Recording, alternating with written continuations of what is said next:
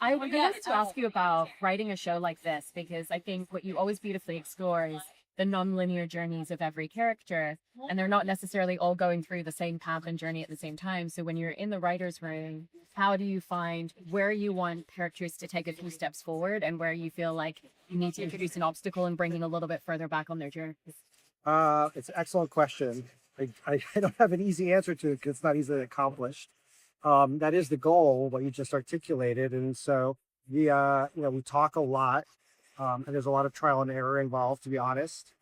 Making sure that over the course of the season, while you're telling these individual episodic self-contained stories, those stories everything's so intertwined that you're also telling a season-long story, and not just for one character, but because we're sometimes I feel like unfortunately blessed with an excellent cast from top to bottom. You have to give everybody their due, and you want to give everybody their due.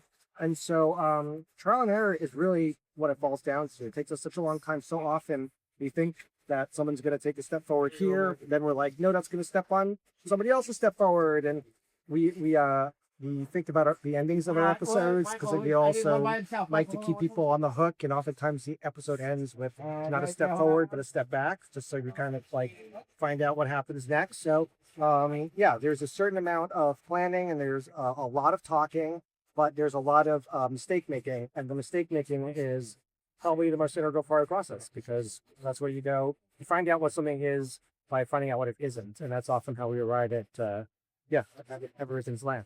And because the theme of this season was obviously about moving on and moving forward, and how did you want bringing in a lot more of the characters' parents to the season to really allow them to find certain closures and to heal certain needs so that they could be in that place of moving forward? I'm sorry, the question is about the parents, so it's what? How bringing parents into the show really allowed a lot of them to find some closure if there's certain things for moving forward. Another great question. Well, a lot of times in life and in the show, what prevents us, I should say, from moving forward is not our parents per se, but kind of like family of origin stuff.